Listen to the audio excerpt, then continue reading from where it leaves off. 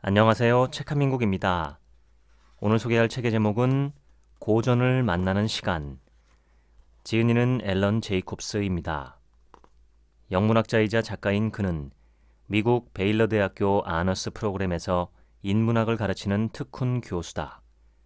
엘라베마 대학교를 졸업하고 버지니아 대학교에서 박사학위를 받았으며 1984년부터 2013년까지 휘튼 칼리지에서 영문학을 가르쳤다. 15권의 책을 출간했고 The Atlantic, 하퍼스 매거진, 크리스천 센츄리, 뉴요커, 월스트리트 저널 등의 글을 기고하고 있다. 다음은 책의 앞날개에 써있는 홍보 내용입니다. 왜 지금 고전인가? 다른 시대, 다른 곳에 살았던 사람들의 이야기에 귀를 기울여야 하는 이유. 오늘날 우리는 빠르게 변화하는 사회 속에서 인간의 모든 생각에 영향을 미치는 것을 목적으로 하는 알고리즘에 노출된 채 너무나도 많은 정보들과 씨름하고 있다. 이는 우리가 아는 것과 즉각적인 만족감을 가져다주는 것들로만 생각의 범위를 제한한다. 이에 대해 앨런 제이콥스는 우리가 알 필요가 있다고 생각조차 못했던 것들을 이야기해 줄 수 있는 과거의 사람들과 대화를 나누고 그들의 도전을 받아들일 필요가 있다고 말한다. 호메로스가 힘에 대해 우리에게 무엇을 가르쳐 줄 수 있을까? 프레더릭 더글라스는 미국의 건국자들이 미처 눈여겨보지 못한 거대한 사각지대를 어떻게 다룰까? 어슐러 르 귀는 어떻게 베르길리우스 자신도 알아차리지 못한 그의 여성 캐릭터에 관한 진실을 우리에게 드러낼 수 있는 걸까? 이처럼 다른 시대, 다른 곳에 살았던 사람들의 이야기, 즉 과거의 목소리에 귀를 기울임으로써 우리는 우리의 의식과 공감 능력, 지혜를 현재 순간이 제공할 수 있는 것보다 훨씬 더 넓은 범위까지 확장할 수 있다. 과거의 낯설고 훌륭한 글들에 현재 우리가 직면한 문제들에 대한 진짜 해답이 있다. 지금부턴 책의 본문입니다. 이 책에서는 낯선 시대에서 왔고 이상한 언어로 쓰였으며 솔직히 이해도 잘 안 되는 오래된 책, 즉 고전을 읽는 것의 가치에 관해 이야기하고자 한다. 노벨 문학상을 받은 시인 예이츠가 그랬듯 나는 종종 인간의 생각과 삶 전체가 나선 계단과도 같다는 인상을 받곤 한다. 같은 지점과 같은 주제로 계속해서 다시 돌아오게 되지만 매번 되돌아올 때마다 경험의 수준은 한층 더 높아져 있는, 그렇게 관점이 점차 높아짐에 따라 주어진 아이디어나 느낌, 지각 등은 이전과는 어딘가 다소 달라 보이게 된다. 어떤 주제에 대한 우리의 이해는 때로는 점진적인 방식으로, 때로는 혁명적인 방식으로 점점 더 풍부해지는 것이다. 때때로 나는 젊은 사람들에게 오래된 책들을 가르치는데 최근에는 고대 로마의 시인 호라티우스의 서간집을 대학 학부생들에게 가르친 적이 있다. 2000년 전 이탈리아의 농가에 살았던 늙은 작가 호라티우스는 어떻게 해야 평정심을 얻을 수 있는지에 대해 많은 생각을 했다. 그는 자신의 친구인 롤리우스 막시무스에게 무엇이 고요함과 초연함을 가능하게 하는가라고 혼잣말하듯 물었다. 대체 호라티우스는 무엇에 대해 초연해질 필요가 있었던 것일까? 호라티우스는 군인 겸 정치가로 활동했는데 불행하게도 훗날 카이사르의 후계자로 고대 로마의 초대 황제 아우구스투스가 된 옥타비아누스를 반대하는 정치운동에 가담하며 전 재산을 몰수당한 뒤 빈곤층으로 전락하고 만다. 사실 그의 시는 친구보다는 자신을 위한 것이었다. 그는 친구에게 현자의 저술들을 읽어보라며 다음과 같이 충고했다. 어떻게 해야 자네의 삶을 평화롭고 고요하게 헤쳐나갈 수 있는지 알려달라고 그들에게 물어보시게. 항상 가난에 시달리는 느낌을 불러일으키면서 하루 종일 자네를 괴롭히고 학대하는 것, 그것은 탐욕인가? 아니면 마음속에서 불안하게 교차하는 사소한 것들에 관한 희망과 두려움인가? 덕은 어디에서 오는가? 책에서인가? 아니면 덕은 배울 수 없는 자연의 산물인가? 자기 자신과 친구가 될 수 있는 방법은 무엇인가? 무엇이 고요함과 초연함을 가능하게 하는가? 호라티우스는 진정으로 중요한 것, 즉 덕은 어디에서 오는가와 같은 문제들로 관심의 초점을 옮기라고 충고한다. 이런 질문들에 대한 답을 찾지 못하고 탐색만 한다고 하더라도 그 순간 일상적인 불안의 그림자에서 벗어날 수 있다고 말한다. 오래된 책들을 읽으면 비용을 거의 들이지 않고도 많은 것을 배울 수 있다. 과거를 향해 자신을 열어젖힐 때 우리는 마음에 안 드는 옷을 입은 젊은 여성에게 분노에 찬 트위터 메시지를 보내거나 반감이 가는 트위터 문구를 보고 경솔하게 직원을 해고하거나 환경 변화에 비생산적인 분노나 전적인 무관심으로 반응하는 우행을 피할 수 있게 된다. 이 시간의 충동들, 결코 고요한 마음을 가져다주지 못하는 그 충동들에 복종할 필요가 없다는 사실을 깨닫게 되는 것이다.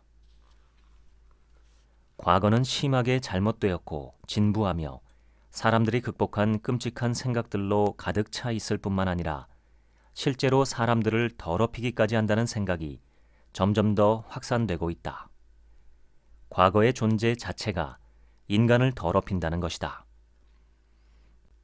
프랑스어인 트리아주는 간호사와 의사들이 전쟁터에서 하는 부상자 분류 작업을 말한다. 잔인하게 느껴질 수 있겠지만 간호사와 의사들에게는 가차없이 신속한 결정을 내리는 일이 꼭 필요하다. 목숨이 위태롭지 않은 병사를 치료하느라 죽어가는 병사를 내버려 두어서는 안 되기 때문이다. 인터넷 시대의 일상을 영위하는 건 전쟁터에서 부상자를 분류하는 것과 많이 닮아 있다. 인간이 지닌 주의력에는 한계가 있으므로 주의력을 기울일지 여부는 종종 즉각적으로 내려야 한다.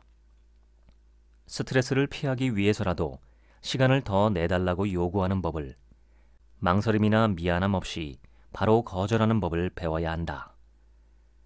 그런데 이런 정보 과부하 문제 말고도 또 다른 문제가 하나 더 있다. 사회학자 하르트무트 로사가 말한 사회적 가속화다. 이 두 요인은 앞서 언급한 트리아주 작업을 끊임없이 수행하도록 인간을 압박함으로써, 즉 어디에 관심을 기울이고 무엇에 대해 생각할지 판단을 내리도록 함으로써 인간을 점점 더 위압적이고 독단적인 사람으로 만들어간다. 이 모든 건 사람들을 현재 순간에 올가매게 한다. 이렇게 되면 지금 이외의 것에 대해 생각할 시간은 없어지고 지금이 아닌 것은 점점 더 달갑지 않게 되며 심지어는 더러운 짐과 같다고 여기게 된다. 심리학자이자 철학자인 윌리엄 제임스는 눈과 귀, 코, 피부, 내장을 동시에 자극받는 아기는 그 모든 자극을 정신없이 윙윙거리는 하나의 거대한 혼란으로 경험한다 라는 유명한 말을 남긴 바 있다. 이건 시간의 대역 폭이 이 순간으로 좁혀지는 모든 사람들이 겪는 경험의 특성이기도 하다.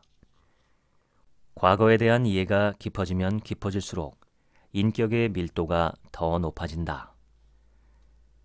사실 현대인들은 페이스북 뉴스피드가 날리는 아주 가벼운 이슈에조차 저항할 수 없을 정도로 존재의 밀도가 결여되어 있다. 아이가 자라는 세상이 어떤 모습일지 사회적, 기술적, 기후적 측면에서 전혀 알 수 없다면 아이를 가질 계획을 세우기도 쉽지 않다. 어쩌면 일주일 뒤에 친구와 저녁 약속을 잡는 것조차 꺼릴지 모른다. 그 사이에 훨씬 더 나은 선택지들이 등장할지도 모르기 때문이다. 이런 식의 처세술 역시 일종의 전략에 해당한다. 바로 사회적 가속화에 대처하기 위한 전략이다. 그렇지만 이런 전략은 의미 있는 삶에 대한 진지한 성찰을 포기하게 만들 위험성이 있다. 호라티우스처럼 덕은 어디에서 오는가, 책에서인가? 또는 자기 자신과 친구가 될 수 있는 방법은 무엇인가?와 같은 질문들을 던지기를 원칙적으로 거부한다. 이렇게 되면 사람들은 단순히 현재만 관리하는 데 그치게 된다. 사실 정신없이 바쁜 멈춤의 상태에 있다는 것은 우울한 사람들에게서 아주 흔하게 발견되는 특성이다. 오래된 책을 읽는 게 우울증을 치료할 수 있다고까지 말하진 않겠지만 고전 읽기를 통해 두터워진 인격의 밀도는 우울증이라는 파도 앞에 방파제 역할을 할 수 있고 감정의 폭풍이 휘몰아칠 때 잠시 쉬어갈 수 있는 항구가 되어줄 수 있다. 그 밀도를 갖추기 위해서는 일시적인 순간에서 빠져나와 더 큰 시간 속으로 들어가야 한다. 나는 현재에 몰두하는 것만으로는 지금 당신이 위치한 시간과 장소를 이해할 수 없다고 주장하려 한다.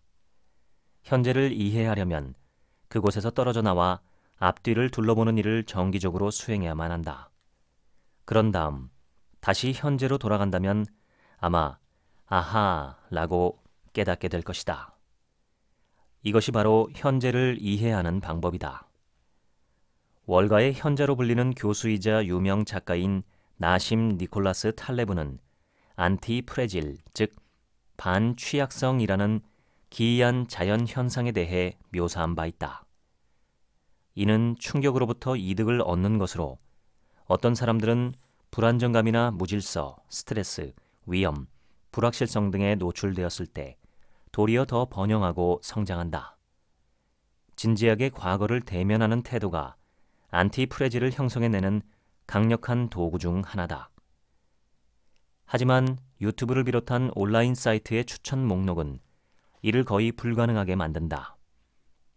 우리가 서 있는 곳과 우리 자신에 대한 이해는 부분적으로 이전의 조건들을 극복한 결과 지금 있는 곳까지 오게 되었다는 인식에 의해 결정된다. 지금까지 말한 정보 과부하, 사회적 가속화, 알고리즘에 의한 마케팅, 진보와 해방을 찬양하는 역사 인식 등과 같은 현재주의적 힘들을 한데 모아놓고 보면 그것들을 밀쳐내는 것이 결코 쉽지 않다는 것을 알 수 있다. 함께 식사하기, breaking bread, 즉 선조들과 함께 식탁에 앉아 그들과 우리 사이의 공통점과 차이점을 알아가는 과정이 이 프로젝트의 핵심이다. 영국의 역사가 데이비드 캐너다이는 미국에서 가장 영향력 있는 흑인 여성 중 한 명으로 꼽히는 시인이자 소설가인 마야 안젤로에게 공감을 표하며 그녀의 시 I shall not be moved를 인용했다. 나는 각 부류의 사람들 간의 명백한 차이를 인정하지만 내 친구들이여, 우리는 차이점보다 공통점이 더 많다네.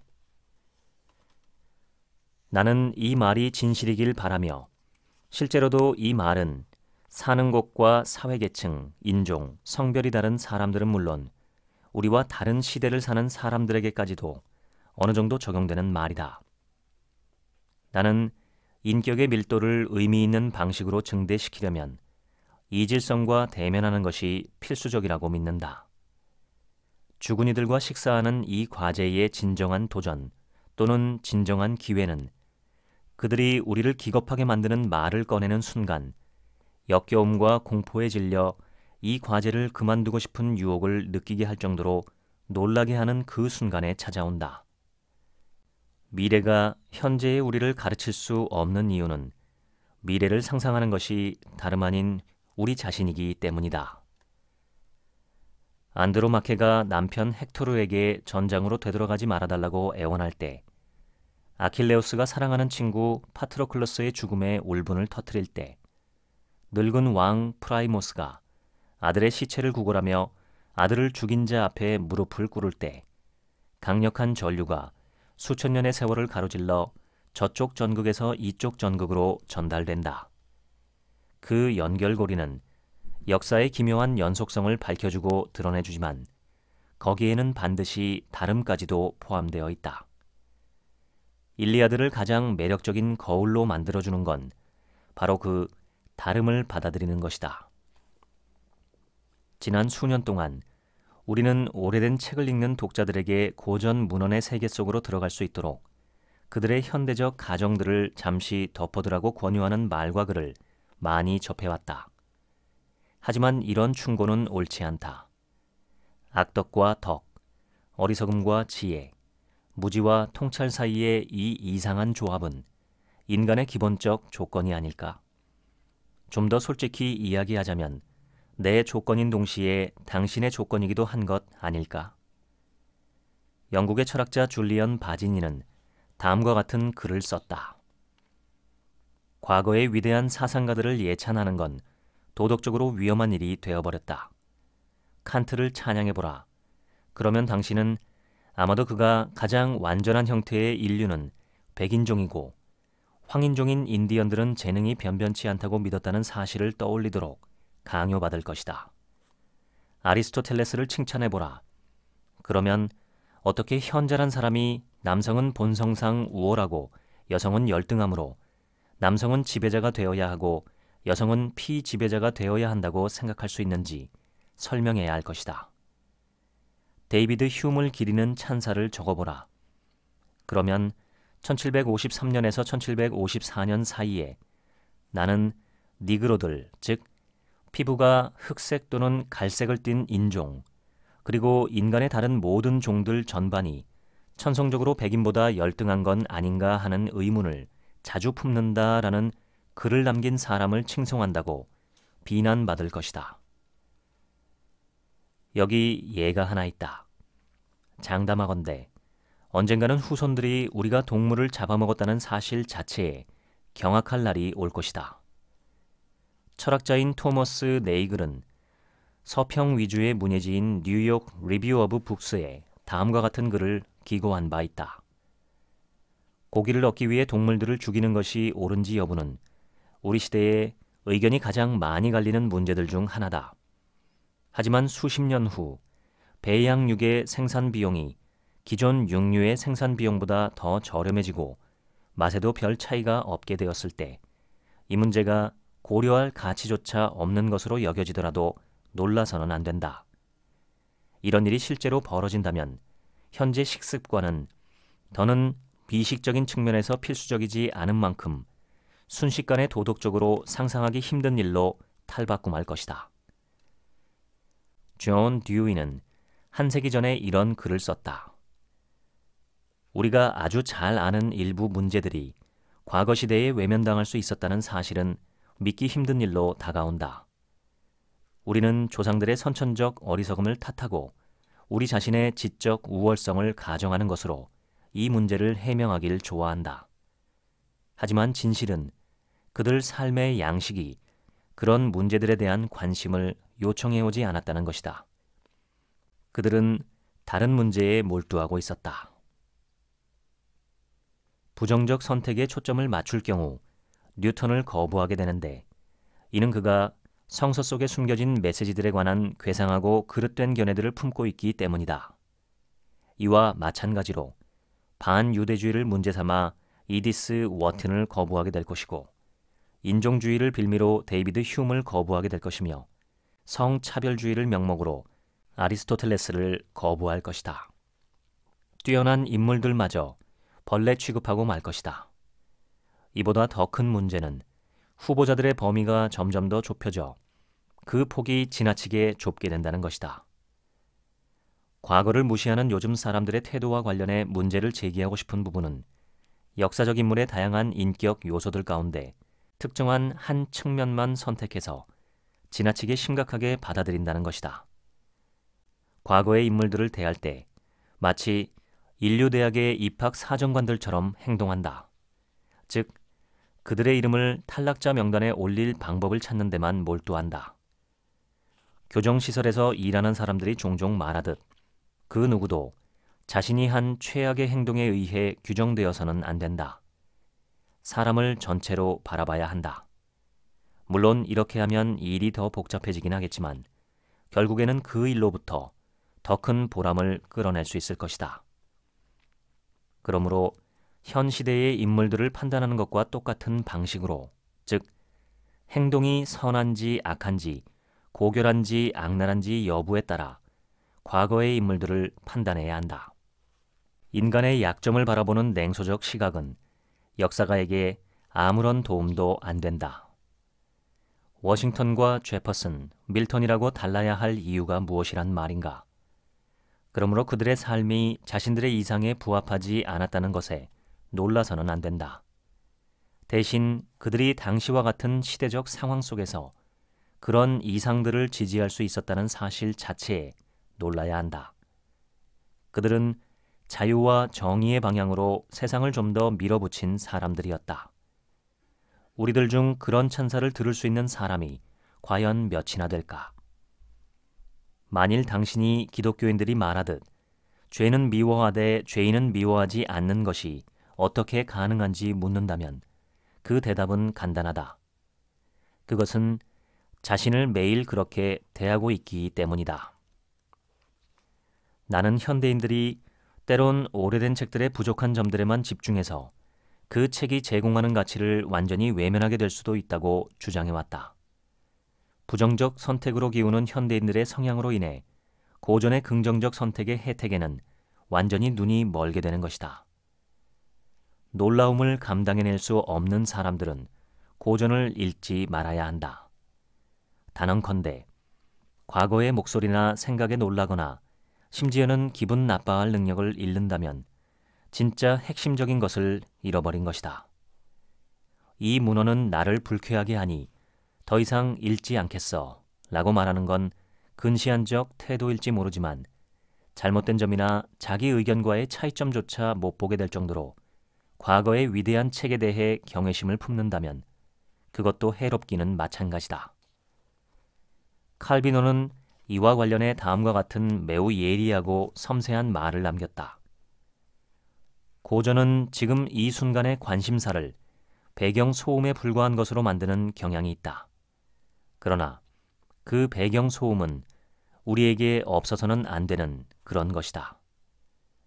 책의 주제나 줄거리를 즉시 현재의 용어로 번역해내는 독자는 종종 그 책과 진정한 교감을 전혀 나눌 수 없게 된다. 듀이는 100년 전에 출간한 책 민주주의와 교육에서 이렇게 말한 바 있다. 교육이란 경험의 의미를 풍부하게 해주고 경험의 경로를 결정하는 능력을 향상시켜주는 경험의 복원 및 재조직 과정이다.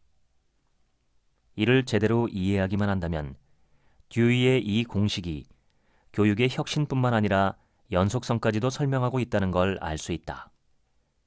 교육이란 결국 우리가 물려받은 것을 취해서 그것을 폐기하는 대신 재조직하고 재구축하는 과정이기 때문이다.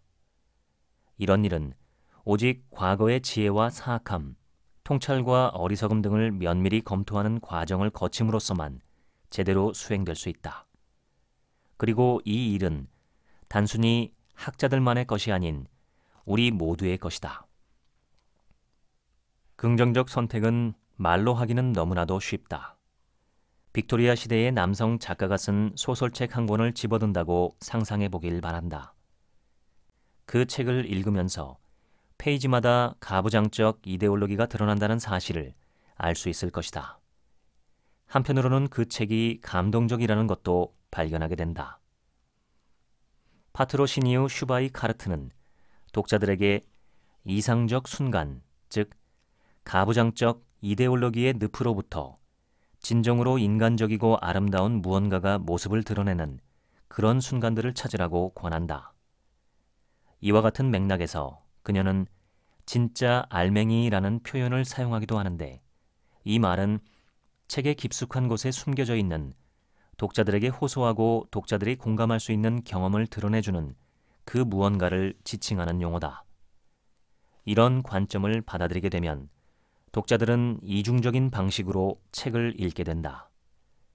책의 문제점과 오류, 도덕적 기형성 등을 알아보는 내면의 생각을 침묵하지 않고 이상적 순간들에 그토록 열광적인 반응을 보이는 생각 또한 억누르지도 않는다. 야곱이 야복강 옆에서 신적인 존재와 씨름한 건 그를 이기거나 파괴하기 위해서가 아니라 자신의 적이 엄청난 가치를 지닌 무언가를 지니고 있고 그것을 자신에게 건네줄 수 있을 것이라고 진지하게 믿었기 때문이다. 그래서 그가 너그러운 태도로 나를 축복해줄 때까지 당신을 놓아주지 않겠습니다 라고 말할 수 있었던 것이다. 과거는 여러 가지 면에서 현재와 다르며 현대인들은 그 다름을 전혀 통제할 수 없다. 또한 과거는 현대인들이 이해할 수 없는 방식으로 혹은 갑작스럽게 완벽히 이해할 수 있는 방식으로 말을 걸어온다. 버지니아주의 한 노예 소년이 런던에서 행해진 아일랜드인의 연설을 읽고 전율을 느꼈을 때, 또는 요하네스버그 빈민가의 한 아이가 영국의 전원을 노래한 운문을 읽고 감동했을 때, 그런 순간들이 바로 큰 여기와 긴 지금인 것이다. 그런 순간들은 개방성과 인내심을 갖춘 사람, 약간의 지루함과 약간의 혼동, 약간의 짜증을 감내할 의향이 있는 모든 사람에게 열려 있다. 접근은 용이하고 체계적인 계획도 필요 없는 데다 별로 위험하지도 않다. 그런데 그에 비해 보상은 실로 어마어마할 수 있다. 과거에 접근할 때 우리는 종종 당시 사람들에게 해당하지 않는 개념과 카테고리들을 적용하기 때문에 그들이 그들 자신을 이해한 방식대로 우리가 그들을 이해하는 데 실패하고 만다. 역사가가 현상의 표층을 뚫고 들어가 당시로서는 알려지지 않았던 새로운 동기와 영향력들을 밝혀내는 건 충분히 합당한 일이다. 하지만 당시 사람들을 만족시켰던 그 동기와 설명을 받아들이는 건 역시 마찬가지로 합당한 일이다. 이런 훈련을 하는 이유는 우리가 그 상황에 있었더라면 무슨 일을 했을지 숙고하기 위해서가 아니라 당대 사람들에게 그 경험이 직접적으로 어떻게 느껴졌을지 이해하기 위해서다. 인간의 인격의 밀도는 단순한 긍정이나 부정의 형태로 평균을 내리는 것이 아닌 과거와의 연속성을 인정하는 것을 통해서만 단단해질 수 있다. 당신에게 풍부한 지혜를 제공해준 바로 그 사람이 당신이 보기에 완벽히 터무니없는 것에 관해 이야기할 수도 있다는 사실, 또는 이와 정반대되는 경우와 직면하는 건 인간의 조건에 대해 배우는 하나의 기회가 될 수 있다. 이런 경험을 통해 자신을 포함한 모든 인간이 지혜와 부조리를 동시에 품고 있다는 것을 배우게 되는 것이다.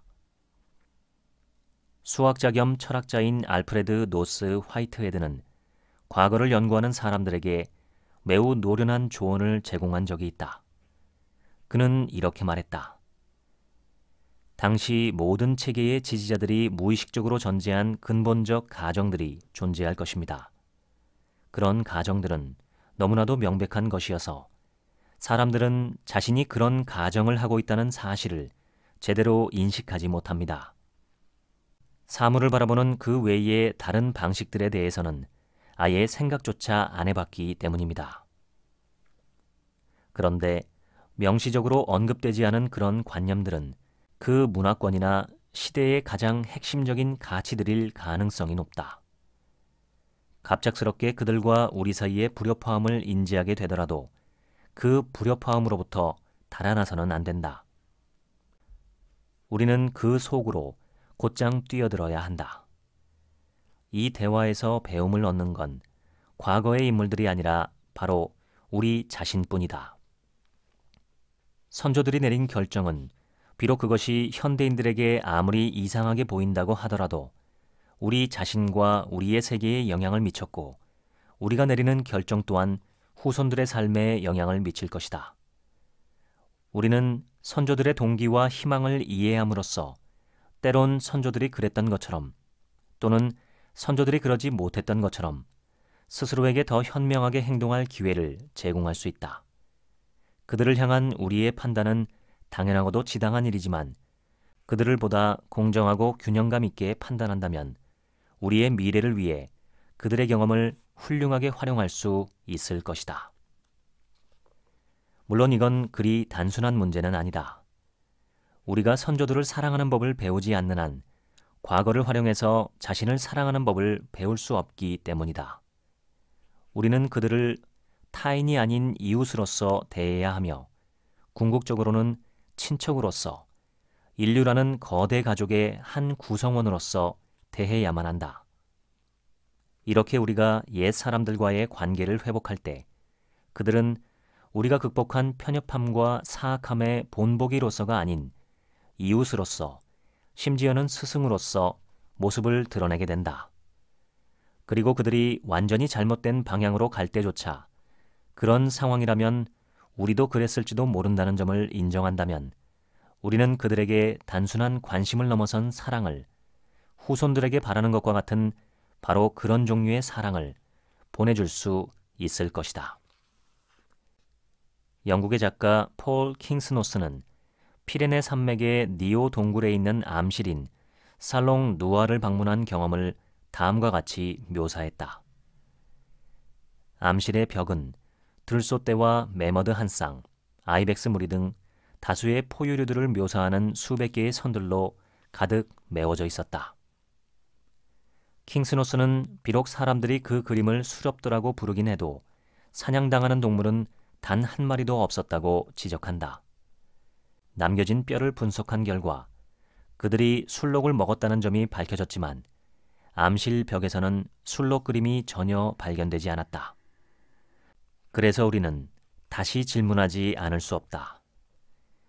1만 5천 년 전에 살았던 이 사람들은 왜 동물을 그렸으며 왜 동물 그림에다 그토록 애정어린 관심을 쏟은 것일까? 그런데 이 질문은 킹스노스를 더 큰 질문으로 이끈다. 그는 이렇게 썼다. 세계란 그들에게 무엇이었으며 어떤 정신이 그 시대를 지배한 것일까? 그들은 세상에서 자신들이 차지하는 자리와 과거, 현재 등에 대해 어떤 이야기를 한 것일까? 그들은 자신이 누구라고 생각한 것일까?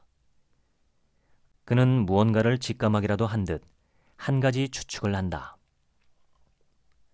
내게 명백해 보이는 건 이 암실에서 무슨 일이 일어났든지 간에 그것은 실용적인 목적이 아니었다는 것이다. 여기 있던 사람들이 누구든 그들이 한 일이 무엇이든 간에 그들은 일상 현실을 아득히 넘어서 있는 무언가와 연결되기를 희망하고 있었다. 그 그림들은 경제적이거나 박물학적인 관심사의 표현이 아니다.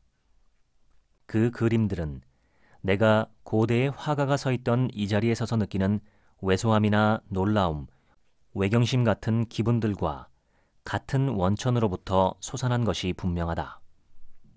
이건 인간의 이해를 무한히 넘어서는 무언가를 향한 하나의 손짓이다. 이건 성스러운 것과의 접촉을 표현한다. 선조들의 예술 작품을 감상하는 것은 놀라울 정도로 강력한 경험이 될 수 있다. 오래된 책을 집어들어 펼친 뒤 그저 목재 펄프 위에 뿌려진 잉크 흔적들일 뿐이라고 생각할 수 있는 사람은 아무도 없다. 우리는 거기 적힌 말들을 경멸할 수 있고 그것을 쓸데없는 이야기로 치부할 수도 있지만 그 말들의 의미가 전해지는 걸 완전히 피할 수는 없을 것이다. 다른 세계에 사는 또 다른 인간이 우리에게 말을 걸어온 것이기 때문이다. 1950년대 중반 뉴욕 도시계획을 이끈 인물인 로버트 모세가 뉴욕에서 가장 영향력 있는 인물이었을 당시 그가 뉴욕 콜로세움이라고 불렀고 실제로도 그렇게 불리게 된 콜럼버스 서클, 즉 뉴욕 맨해튼에 있는 원형 광장의 한 컨벤션 센터 건설 현장을 감독한 바 있다. 수년 후 로버트 카로가 모세의 전기를 집필할 때 모세 자신도 그 일에 협력하긴 했지만 그는 틈날 때마다 경멸 어린 태도로 이 책이 얼마나 갈까요? 이런 책은 얼마 후면 잊히게 될 거예요. 라며 자신의 책에 대해 의문을 제기하곤 했다. 책 같은 건 장대한 콜로세움에 비할 바가 못 된다는 것이다. 1999년 말경 카로는 뉴욕 콜로세움이 해체되기 시작하는 광경을 자신의 사무실 창밖으로 내다보게 되었다. 그 건물은 차후에 타임 워너센터로 바뀌었다. 저널리스트에게 이 이야기를 하던 도중 카로는 이렇게 말했다. 사람들이 그 건물을 무너뜨리는 걸 보면서 저는 책이란 매체에 대해 생각해 보게 되었습니다. 지금까지 고전을 만나는 시간 읽어드렸습니다. 지금부터는 제 얘기입니다. 우리는 종종 과거를 현재의 눈으로 재단하는 실수를 저지릅니다. 그 결과 더 큰 진실을 보지 못하죠. 춘향전을 예로 들어보겠습니다. 양성평등 또는 현대 인권의 시각에서 보면 춘향전은 모든 것이 잘못되었습니다. 사또가 춘향을 성적 욕망을 이루기 위한 도구로 사용하는 것은 물론이고 이몽룡이 춘향이를 구해준 해피엔딩도 아름다운 게 아닙니다. 춘향이가 억울하고 무력한 여성이 될 수밖에 없는, 그래서 더 힘센 남성에 의해 구조되도록 만든 당시의 시대적 사회적 구조가 근본적으로 잘못된 것입니다. 이런 각성 없이 춘향전을 사랑 이야기로만 즐기는 행위는 도덕적으로 옳지 않은 것처럼 비판됩니다. 그런데 여기에는 모순이 있습니다. 당시의 춘향전은 혁명에 가까울 정도로 여성 인권을 옹호한 작품이기 때문입니다. 관기로서 마땅히 수청을 들어야 하는 변사또를 물리치고 자신의 의사대로 사랑을 관철시키는 춘향의 모습은 오늘날 그 어떤 페미니스트보다 더 혁명적입니다. 현실적으로 그것이 달성되는 모습을 보여주기 위해서는 외부의 불가항력, 즉 암행어사가 필요했지만 이는 작가가 그 시대에서 쓸 수 있는 카드를 최대한 동원해 작품의 주제를 뚜렷하게 보여준 것이라고 생각합니다. 가령 수백 년이 지나 인류가 더 이상 육식을 하기 위해 동물을 죽이지 않게 되었다고 가정할 때 후손들이 지금의 우리를 보며 마치 식인종에 버금갈 정도로 야만인이었으므로 21세기의 예술과 사상은 모두 무가치하다고 평가한다면 어떨까요? 이렇게 자신의 현재로 과거를 재단하는 비판의 칼날에서 자유로울 수 있는 사람은 아무도 없습니다. 미래는 어떻게 바뀔지 알 수 없으니까요. 이는 마치 소급 입법과 같습니다. 지금 어떤 모습으로 생각하고 행동하든 나중에 만들어진 법으로 그 삶을 정죄하는 것은 압도적이라고 할 만큼 거의 모든 경우에 옳지 않습니다. 지금 옳은 것이 과거에도 반드시 옳은 것이었고 아니면 적어도 옳은 것이어야만 했다는 생각은 역사와 인간에 대해 좋지 않은 생각입니다. 인류는 끊임없이 더 나은 존재가 되어가는 중에 있기 때문입니다. 마하트마 간디에 대한 비판은 어떨까요? 그가 말년에 어린 소녀들을 성적으로 착취했다는 비판을 믿는 사람들이 지금도 있습니다. 요즘 용어로 하면 미성년자를 대상으로 한 아동 성범죄자죠. 마하트마 간디가 살았던 시대와 지역은 체온 저하로 밤잠을 이루지 못하는 노인들을 위한 동료가 보편적인 문화 규범으로 받아들여진 시대입니다. 동료는 밤에 노인과 한 잠자리에서 자면서 자신의 체온으로 노인들이 춥지 않게 해주는 일종의 인간 난로였죠. 이러한 시대적, 지역적, 문화적 사회 규범을 무시한 채 간디를 아동 성범죄자라고 주장한다면 이는 차 한 대를 하고 달리는 경주마와 다를 바가 없다고 생각합니다. 자신이 어디를 향해 왜 달리고 있는지도 모르는 것이죠. 간디가 동료들을 성적으로 착취했다는 어떤 객관적인 증거도 없습니다. 심지어 간디는 힌두교의 금욕사상에 심취해서 결혼한 지 얼마 지나지 않아 아내와 잠자리도 하지 않기로 맹세한 사람이었습니다. 그런데 지금의 눈으로 과거를 판단하는 일부 사람들은 노인이 10대 소녀를 잠자리에 데리고 누워 있었다는 그 외형적 행동 자체를 용납하지 못하며 그에 따라 그의 일생 전체를 부정해버립니다. 이는 벼룩을 잡고자 초가삼간 불태우는 것과 같습니다. 이 논리에 따르면 세종대왕을 비롯한 조선시대 훌륭한 왕들이나 위인들도 민주주의를 대적하고 인권을 짓밟은 인간 말종이 됩니다. 이 무시무시한 소급 입법의 저주에서 자유로울 수 있는 인간은 역사상 존재하지 않습니다. 누구라도 이런 식으로 매도될 수 있습니다. 플라톤의 철인 정치는 독재자를 찬양하고 민주주의를 반대한 나쁜 짓이 되고 공자는 죽어야 나라가 사는 시대의 악당이 됩니다. 다행인 점은 이런 편협한 관점으로 과거를 바라보는 사람들이 다수가 아니라 소수라는 점입니다. 만약 그들이 다수였다면 인류 역사는 온통 어두운 그림자로 평가되었겠죠. 편협한 시각으로 과거를 보는 것은 마치 대학생이 미적분을 모르는 초등학생을 보며 그들이 도덕적으로 타락했다고 분노하는 것과 비슷하다고 생각합니다. 또는 한국어를 모르고 한국 문화를 모르는 미국인을 오랑캐라고 부르는 것과 같습니다. 너무 좁은 자기 중심주의의 폐해입니다. 시대적으로, 공간적으로, 문화적으로 딱 지금 내가 여기서 갖고 있는 생각만이 옳다고 생각하며 여기에서 어긋난 과거를 부정할 때 우리는 뿌리를 잃어버릴 수 있습니다.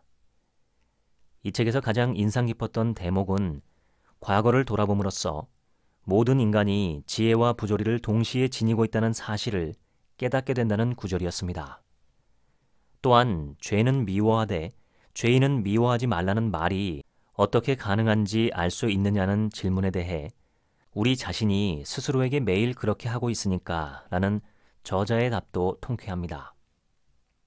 좀도둑질을 해서 재판을 받는 죄인도 전후 사정과 그의 입장을 감안해서 판단됩니다. 그런데 하물며 역사의 거인들과 위대한 예술에 대해 판단할 때 너무 쉽게 지금의 눈으로만 보아서는 안 된다고 봅니다.